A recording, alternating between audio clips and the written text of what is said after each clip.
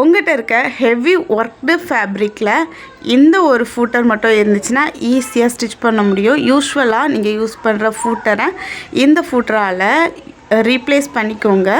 இந்த மாதிரி ஹெவி ஒர்க்காக இருக்கிற கிளாத்தில் கூட ஈஸியாக ஸ்டிச் பண்ண முடியும். நீடில் பிரேக் ஆகாமலே ஸ்டிச் பண்ண முடியும்.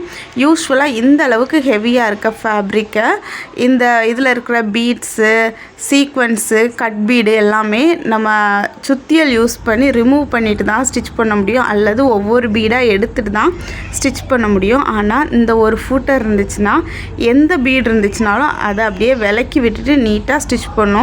இதனால ஊசியுமே பிரேக் ஆகாது, மிஷினுமே ரொம்ப சேஃபாக இருக்கும். மோஸ்ட்டாக நம்ம நினைப்போம் ஊசி உடையிறது ஒரு 5 ரூபா ஊசி தானே அப்படின்னு நினைப்போம். அப்படியெல்லாம் இல்லை.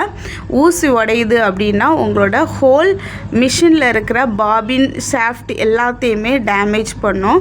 இதனால நீங்கள் ஃபுல்லுமே சேஞ்ச் பண்ணுற மாதிரி ஆயிரும், டைமிங் சேஞ்ச் ஆயிரும்.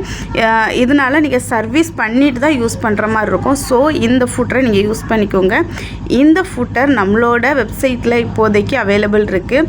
உங்களுக்கு இந்த ஃபூட்டரை பற்றின என்ன டீட்டெயில்ஸ் வேணும் அப்படின்னா டீட்டெயில்ஸ்னு மெசேஜ் பண்ணுங்கள், நாங்கள் உங்களுக்கு ஷேர் பண்ணுறோம்.